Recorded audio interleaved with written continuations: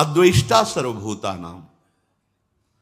किसी भी संसार के किसी भी व्यक्ति से तुम्हारी दुश्मनी तो नहीं है। अगर एक से भी होगी तो बिगड़ जाएगी पूरा सिद्धांत हमारा। बहुत सावधानी से सुनो। किसी भी प्राणी के साथ किसी भी प्रकार से यदि मन में तुम्हारे द्वेष बन चुका है, फौरन निकालो। उसका उपाय है, अनुभव का उपाय है। जहां वो सामने दिखाई दे, मन से प्रणाम करो, सर भी झुकाओ। तुम्हें अपना काम बनाना है, वहां भगवान ही है, दूसरा नहीं है। और जब एकांत में उसका चिंतन हो तो तत्काल आंतरिक प्रणाम करो, प्रभु आप मुझे बचा लो, प्रभु आपसे द्वेष हो रहा है। नाथ, आपकी बाहरी ऐसी चेष्टाएं हैं कि मैं समझ नहीं पा रहा हूं और आपसे हमें द्वेष हो रहा है, दोष दर्शन हो रहा है, अंतर और बाहर दोनों से। अंतर में जब आवे तो तत्काल उसको प्रणाम करो, वृत्ति में आएगा वो और जलन पैदा होगी। बार बार आपको क्षमा मांगनी, मेरे से गलती हो रही प्रभु, मैं आपको ना जानकर आपसे द्वेष कर रहा हूं। और बाहर जब सामने आवे तो पूज्यपाद सिउड़िया बाबा जी ने कहा, जो तुमसे द्वेष करे ना बोले, अपनी तरफ से उससे राधे राधे बोलो। राधे वो जो कर रहा है उसका असर आपके ऊपर नहीं होना चाहिए। आपको इस द्वेष का असर काटना है। वो हो सकता है आपके साथ फिर ऐसा बर्ताव करे कि आपको लगे कि अब तो द्वेष पक्का ही हो रहा है क्योंकि हम बार बार प्रणाम कर रहे हैं, ये वैसा ही नहीं।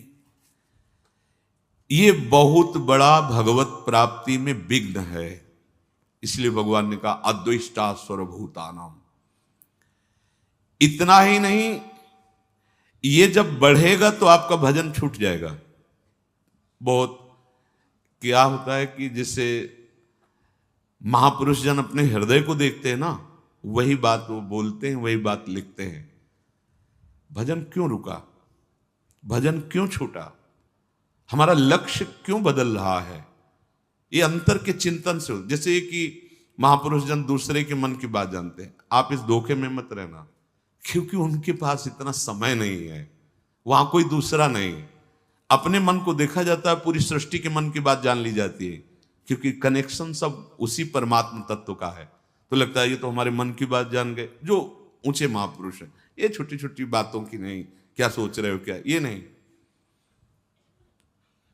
वो बहुत ध्यान देने की बात है। बहुत हम लोग जहां चूक करते हैं, ये एक तरह का ऐसा नाशकारी भाव है द्वेष, कि धीरे धीरे आपके मन में इतना फैलेगा कि आपके भजन को छीण कर देगा। चले थे भगवत प्राप्ति, सब जगह अपने प्रभु को देखने, चूक हो रही है।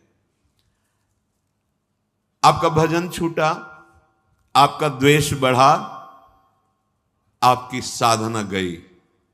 अब आगे भले चांस मिले, अब दुर्गति की बात शुरू हो गई, क्योंकि आपने द्वेष करके उसके नाश का चिंतन शुरू कर दिया। और आपको चिंतन क्या करना था कि मेरे प्रभु क्रूर से क्रूर पुरुष में भी विराजमान। ये क्रूरा अपि पापिनो नच सताम संभाष्य दृश्याश्चये। बोले तो बहुत कठिन। तो फिर आप एक गांव के प्रधान बनना चाहते, पूरे गांव में हाथ जोड़ते हैं कि नहीं जोड़ते?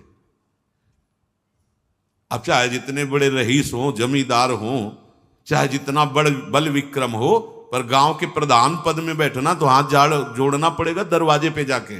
और अगर आपको मुख्यमंत्री बनना है तो पूरे प्रदेश को अनुकूल करना पड़ेगा, अधिक से अधिक। प्रधानमंत्री बनना है तो पूरा देश आपको, अगर परम पद तो पूरा विश्व आपको सपोर्ट करे, एक भी कोई द्वेषी न रह जाए, तब परम पद प्राप्त होता है। समझो, ऐसा कैसे हो सकता है? तो फिर भेड़ चढ़ाने की योग्यता तुम्हारे अंदर है तो तुम देश का शासन करने की योग्यता कैसे धारण कर सकते हो? पहले अपनी योग्यता बढ़ाओ। तो भगवत परम पद की योग्यता क्या? अजात शत्रु, एक भी कोई द्वेषी संसार में न रह जाए।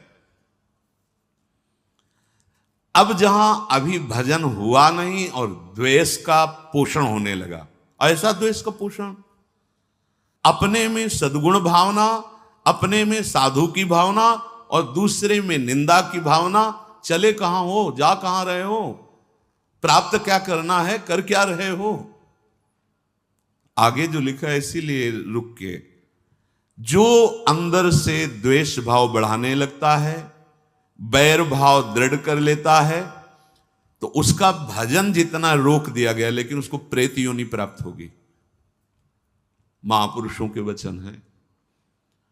जो अंदर से दूसरों के प्रति द्वेष दोष भाव करके जलता रहता है, बुरा मनाता रहता है, भले किसी वेश में हो, तो क्या समझते हो प्रेत बनना कोई ऐसा थोड़ी कि बहुत ही निंदनीय कर्म करने वाला प्रेत बनता है। ब्रज के भक्तों में ठाकुर जी का अमन्य ठाकुर जी को अर्पित नहीं किया और उसका प्रयोग तो प्रेत योनि को।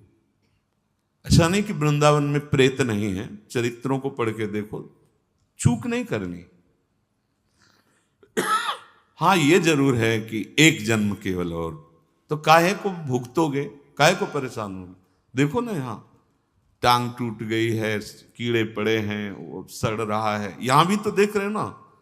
अब यही का जीव है, अपराध कर लिया है, अब उसको पवित्र किया कर रही रजरानी, शरीर छूटेगा, श्री जी को प्राप्त हो जाए एक जन्म। तो काहे को इतना लंबा वियोग प्यारी जू से सहो। सुधार करना है तो सुधार करो ना। यदि तुम्हारे हृदय में भजन रुक गया, द्वेष बढ़ गया, और ये पक्का हो जाएगा, निंदा होने लगती है। पाप कर्म करने से भजन करने में विक्षेप पड़ने लगता है, लेकिन अपराध हो जाने पर भजन रुक जाता है। ये अपराध के अंतर्गत आता है द्वेष। ये बहुत सूक्ष्म विषय है और ये बहुत आयत रहता है हृदय में। वो बिल्कुल आपसे कुछ न कहे, लेकिन आपसे आगे बढ़ा जा रहा है, ये बर्दाश्त नहीं होगा और निंदा शुरू हो जाएगी। अरे आए काहे के लिए हो, क्या करने आए हो, क्या कर रहे हो, अपने से प्रश्न करो। क्या जानने आए हो, क्या पाने आए हो, उन्नति किसे कहते हैं, अवनति किसे कहते हैं, ये परिचय आप अपने अंदर देखो।